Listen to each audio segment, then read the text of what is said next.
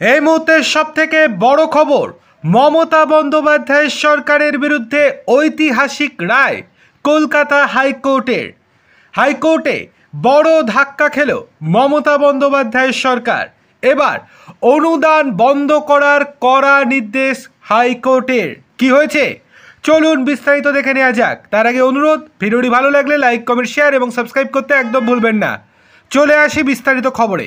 SSC group C এবং group D চাকরিহারাদের অনুদান দেওয়ায় স্থগিতাদেশের মেয়াদ বাড়িয়ে দিলেন কলকাতা হাইকোর্টের বিচারপতি অমৃতা সিনহা।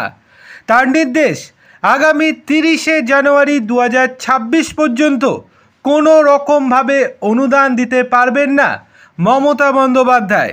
সুপ্রিম কোর্টের নির্দেশে চাকরি বাতিলের পর মুখ্যমন্ত্রী মমতা বন্দ্যোপাধ্যায় গ্রুপ সি এর চাকরিহারাদের 25,000 টাকা করে এবং গ্রুপ ডি এর চাকরিহারাদের 20,000 টাকা করে মাসিক অনুদান দেওয়ার কথা ঘোষণা করেছিলেন।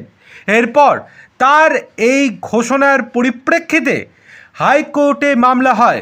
এরপরে সেই মামলায় স্থগিতাদেশ দিয়ে দিয়েছিলেন অমৃতা সিনহা।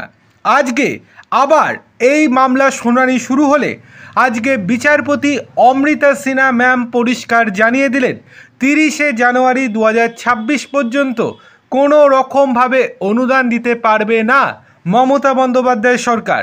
এবার যদি একটু ভালো করে ভেবে দেখেন তাহলে হয়তো মার্চেই পশ্চিমবঙ্গে বিধানসভা নির্বাচন হতে চলেছে।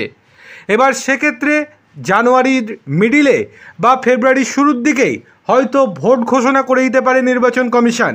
সুতরাং ভোটের রেজাল্টের আগে অবধি আর কোনো রকমভাবে অনুদান দিতে পারবে না মমতা বন্দ্যোপাধ্যায়ের সরকার।